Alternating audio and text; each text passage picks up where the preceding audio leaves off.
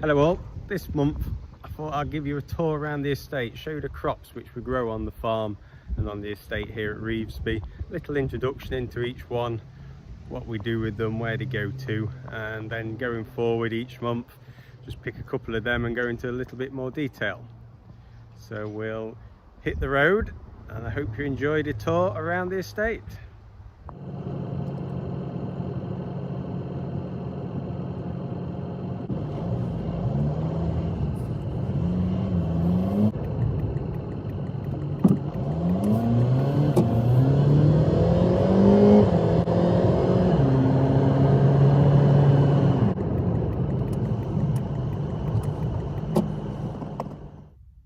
Okay, so this is the first crop on the tour.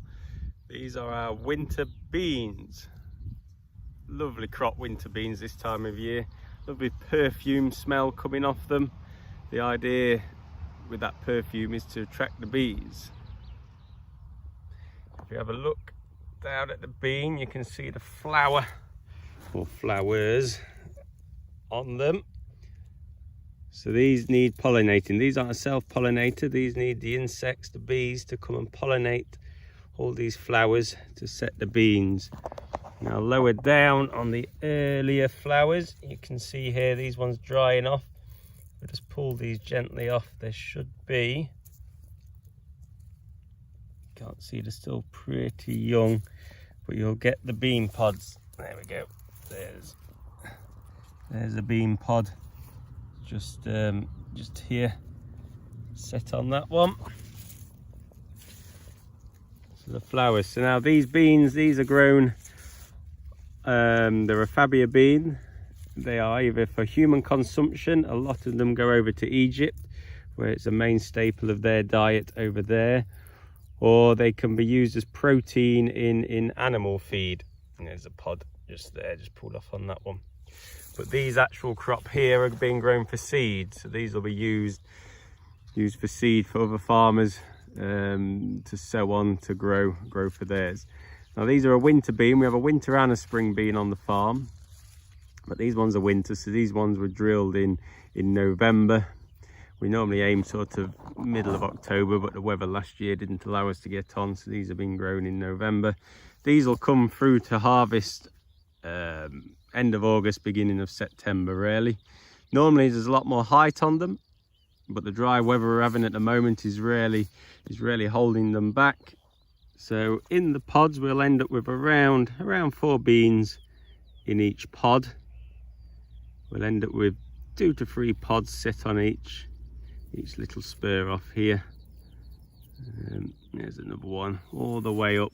These will keep on flowering. You can see in here all the flower buds yet what have still got to come and open. Very sensitive to weather, so if we get any frost it will actually kill off the pollinating source on the plant, and we'll end up with no bean pod actually being set in it. So we are at the mercy of the weather on these, and then we need some rains really to fill the pods out. The beans will shrivel up if we don't get the rain to keep them going. But it really is one of my favourite crops at this time of year. Like I say, the scent what's coming off them, it really is a nice scent. You can hear the skylarks in the distance chirping away. You can't see them on the film, but there's bees buzzing all around collecting the nectar source to take back to make their honey. Okay, we'll head on to the next crop.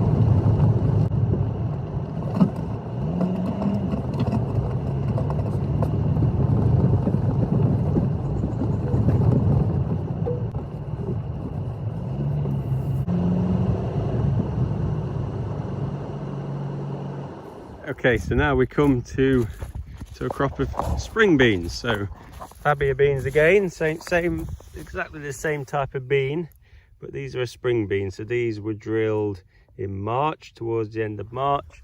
As you can see, a lot further behind. We've got no flowers yet on these ones, very short, struggling with the dry conditions, to be honest. Now, we did have a little beetle in here. I think he's fallen off.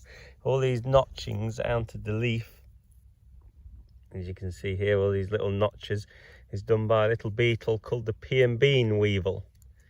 Now, he likes to chew on the leaves, which isn't too much of an issue, but what the actual issue from him is he lays his eggs on the floor and his larvae go down in the soil. And if I can pull these out, yeah, you see on the roots what a bean does. Bean doesn't need any artificial fertilizers at all. It can actually harvest the nitrogen out of the air with the little nodules on its root, which have bacteria in the nodules, which take the nitrogen out of the air and make it available to the crop. And you can just see there, little pink nodule there on the root. This one's not a very good example. They're not. So there's another one just inside. The camera zooms in, just inside here. There's another nodule. Now, the pea and bean weevil, its larvae like to eat on them nodules, so it'll come down the plant and it'll take the nodules, means the plant gets starved of nitrogen and struggles to grow. So we have to monitor for him and just make sure levels aren't too high, but not too concerned with this crop.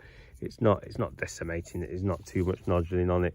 So we'll no need for any intervention on here. There he is, just running away down the plant. There's a pea and bean weevil trying to escape, and then the escape tactic is to play dead and fall on the floor. So yeah, spring beans, very much like the winter bean. In the end, these will come to harvest middle of September.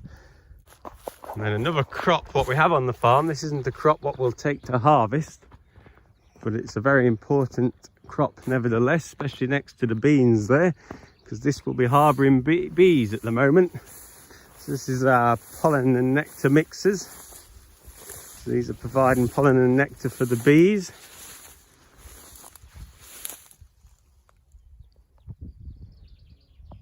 A little bit of land which is just too small to get our big equipment in.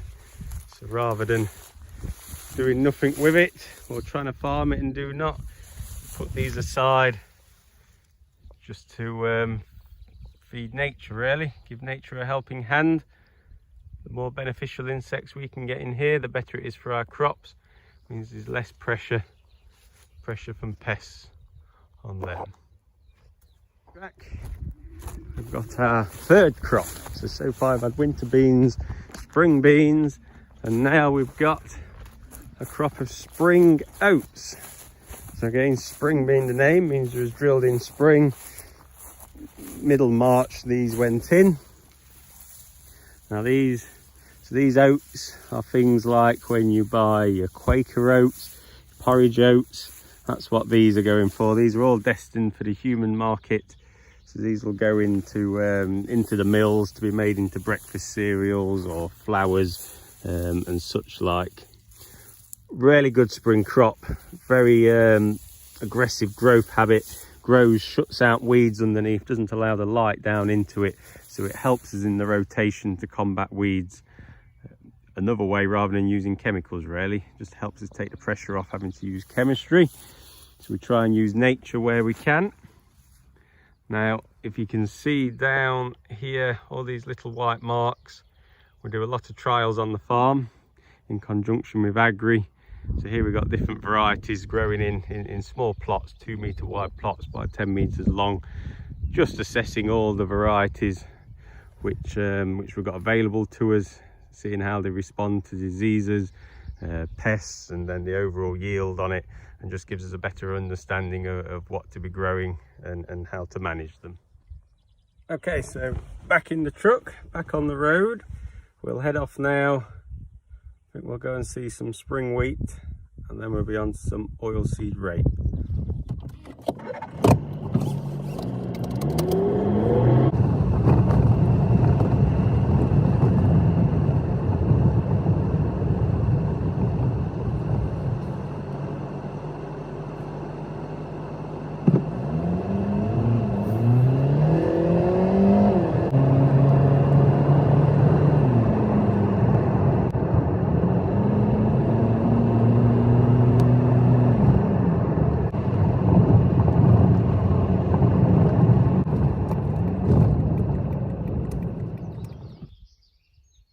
Okay, so now we're in our spring wheat. So we have two types of wheat on the farm. We've got spring and winter. Winter's our major crop. Half our actual arable area is put in with winter wheat. But we've got spring wheat this year because of the late winter we had, so we couldn't carry on drilling the winter wheat. The biggest thing here, what we have is a process called vernalization. So when a winter wheat goes in the ground, we normally drill beginning of October all the way through until late November, until the ground conditions have closed in on us really, and we can't no longer drill it, by which time we would have aimed to have had nearly 500 hectare of winter wheat in the ground. Last back end, I'm sure you can all remember, it just kept raining and raining, so we really struggled to get anywhere near the area of winter wheat we wanted in. So we've had to flick into spring wheat. Now the reason for that is this mechanism called vernalization. Winter wheat, to actually produce an ear to go into a flowering state, needs to see cold temperatures. Ideally the temperature's below 8 degrees, and it needs nearly 50 days of temperatures below 8 degrees, but it will work up to 15, but very, very slowly. Spring wheat, on the other hand, doesn't need this at all. So that becomes a safer option once we get into spring. So really, once you get into, well, mid-February, you're really struggling then to get the cold enough to switch on the flowering mechanism of winter wheat. If you don't switch on that flowering mechanism, all you'll get is a green growth and you won't get any grain out of it. So here is the spring wheat. Pretty much very similar to a winter wheat. We don't get the same yields off a spring wheat because obviously it's not had the same amount of growing time. We mentioned tillers earlier on. You won't get the same amount of tillers off a spring wheat as you will a winter. This one was drilled fairly early doors. This one went in January, I do believe. So we actually have managed to get 2 surviving tillers off here. We've got the main stem, which is this one here, and then we've got 2 strong tillers coming off of that one seed, which isn't anymore on the bottom of the roots, but would have been on there. So this is going through its growth stages now. We've actually got, it's catching up with the winter wheats. This is the final leaf just here, what we call the flag leaf. That gives us most of the light interception. That's our most important leaf on this plant. So flag leaf, leaf 1, leaf 2 here, and leaf 3. These do all the photosynthesization for us, to build the sugars, build the carbohydrates within the plant to build our yields. It's really important we keep these clean and look after them from a disease point of view. The dry weather we've been having of late, disease control has been pretty easy. Now this crop, all our wheats, we have some winter wheats which go off for the biscuit market, but this crop we're studying at the moment is being grown as a feed wheat. So it'll go into things like rations for the chickens, for them to go on to produce your eggs and such like. So we mentioned trials before in the oats, and again, just like the oats, we've got some trials going on here in the spring wheat. So these are all spring wheat trials. What you'll see here, a good example of the difference in growth habits you can get, all drilled at the same time, these plots, but they can just see the difference straight away in growth height on there. So there really is a vast array of differences you can get within one crop type. So again, assessing these from a disease point of view, a yield point of view, and really a management point of view. Some of these varieties will never actually become crops because they'll never be economical to grow.